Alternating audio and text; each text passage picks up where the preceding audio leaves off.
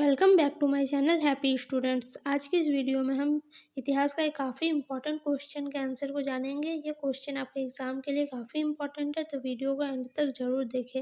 ये क्वेश्चन है आपका, विजयनगर साम्राज्य की प्रशासनिक व्यवस्था का वर्णन करें। यानी विजयनगर साम्राज्य की प्रशासनिक व्यवस्था कैसी थी, इसका आपको वर्णन करना है, इसके बारे में बताना है। तो विजयनगर साम्राज्य की प्रशासनिक व्यवस्था नीचे दी गई है। इसको हम पॉइंट वाइज लिखेंगे। आप भी एग्जाम में जितना हो सके क्वेश्चन का आंसर पॉइंट वाइज देने की कोशिश कीजिए, ताकि आपको मार्क्स अच्छे मिल सके। फर्स्ट जो पॉइंट है वो है राजा। विजयनगर में केंद्रीय प्रशासन का प्रमुख स्वयं राजा होता था। उसके पास असीमित शक्तियां और अधिकार होते थे। उसने अपनी सहायता के लिए मंत्रिपरिषद की व्यवस्था बनाई थी, परंतु इसका एकमात्र कार्य राजा को सलाह देना था। ठीक है, यहाँ पे क्या है, विजयनगर का जो केंद्रीय प्रशासन था उसका जो प्रमुख होता था वो राजा ही होता था। उसके पास बहुत सारी शक्तियां थी, अधिकार था। उसने अपनी सहायता के लिए एक मंत्रिपरिषद बनाया था, लेकिन उसका काम क्या था, सिर्फ राजा को सलाह देना। जो अंतिम निर्णय था वो सिर्फ राजा ही ले सकता था। ठीक है, दूसरा जो है मंत्रिपरिषद। राजा को सहायता एवं सलाह देने के लिए मंत्रिपरिषद की व्यवस्था बनाई गई।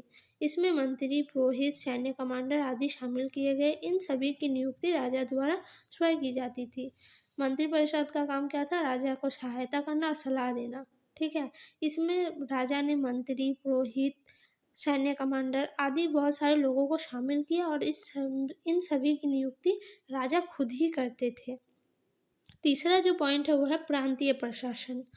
विजयनगर को 200 प्रांतों में विभाजित किया गया था। प्रत्येक प्रांत का प्रशासन एक प्रांतपति द्वारा किया जाता था, और ये या तो शाही परिवार से संबंधित होते थे या शक्तिशाली कुलीन होते थे। इनकी नियुक्ति भी राजा द्वारा की जाती थी। अब यहाँ पे आया प्रांतीय प्रशासन। अब विजयनगर एक काफ़ी बड़ा साम्राज्य था दक्षिण भारत का, इसीलिए इसको क्या किया था, राजा ने 200 प्रांतों में विभाजित किया था। प्रत्येक प्रांत का प्रशासन पर एक प्रांतपति होता था, जिसे गवर्नर के नाम से जाना जाता था।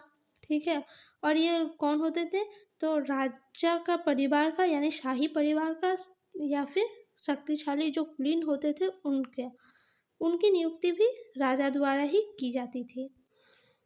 चौथा जो पॉइंट है वो है स्थानीय प्रशासन। प्रशासन की सुविधा को ध्यान में रखते हुए प्रत्येक प्रांत को जिले में विभाजित किया गया था। प्रशासन की सुविधा के लिए प्रत्येक प्रांत को जिले में विभाजित किया गया था। जिले को आगे परगना में विभाजित किया और इसे गांव में विभाजित किया। फिर जिले को परगना में और परगना को गांव में। गांव का प्रशासन ग्राम पंचायत को दिया गया। इन सभी संस्थाओं के प्रमुख अधिकारी को अयंगर कहा जाता था। ठीक है, जो गांव का प्रशासन था उसको ग्राम पंचायत को दिया गया, और इन सभी संस्थाओं का जो प्रमुख अधिकारी था उसको अयंगर कहा जाता था। तो ये आपको ऑब्जेक्टिव में पूछा जाने वाला क्वेश्चन है, तो इसको याद रखिएगा। 5 नंबर जो पॉइंट है वो है सैन्य संगठन। विजयनगर बहमनी सुल्तान के साथ लगातार संघर्ष में लगा हुआ था। परिणाम स्वरूप स्थानीय शासकों को अपने सैन्य संगठन पर विशेष ध्यान देना पड़ा। विजयनगर साम्राज्य की सेना 2 प्रकार की थी, प्रांतीय सेना और केंद्रीय सेना। सेना में हाथी, घोड़े और पैदल सेना शामिल थी। घुड़सवार सेना का एक प्रमुख अंग थी। ठीक है, और यहाँ पे क्या है, सैन्य संगठन में विजयनगर बहमनी सुल्तान के साथ लगातार संघर्ष में था। इसके लिए क्या हुआ, स्थानीय शासकों को अपना सैन्य संगठन पर अधिक ध्यान देना पड़ा। विजयनगर साम्राज्य की जो सेना थी वो 2 प्रकार की थी, एक था प्रांतीय और एक था केंद्रीय।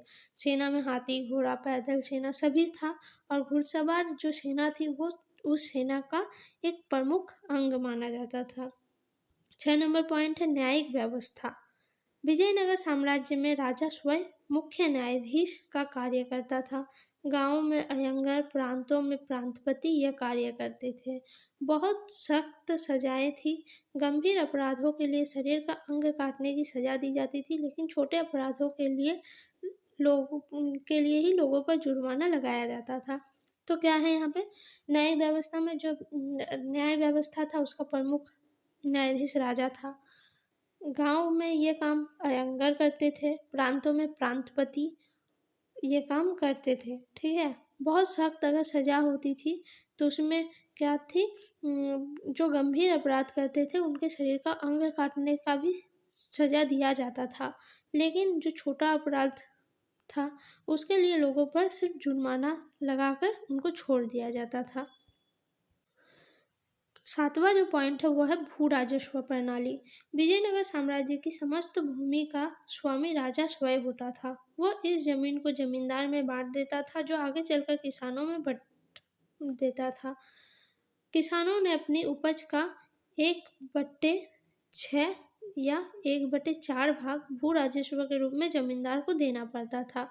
किसानों की आर्थिक की स्थिति बहुत अच्छी थी और उन्हें जीवन में हर सुख सुविधा मिलती थी।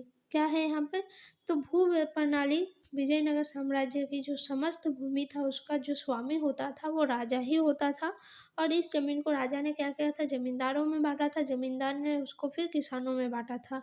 किसानों को अपनी उपज का 1/6 या 1/4 भाग भू राजस्व के रूप में जमींदार को देना पड़ता था। और इस समय क्या था, किसानों की स्थिति काफ़ी अच्छी थी और उनको हर जीवन में हर सुख सुविधा दिया जाता था। तो इस तरह से विजयनगर की प्रशासनिक व्यवस्था को बनाया गया था। तो यही है विजयनगर प्रशासनिक व्यवस्था का वर्णन। आपको ये वीडियो कैसा लगा कमेंट में ज़रूर बताइए। अगर वीडियो अच्छी लगे तो वीडियो को लाइक कमेंट शेयर ज़रूर करें। साथ ही और इम्पोर्टेंट क्वेश्चन के आंसर को जानने के लिए चैनल पर सब्सक्राइब ज़रूर करें। ठीक, धन्यवाद।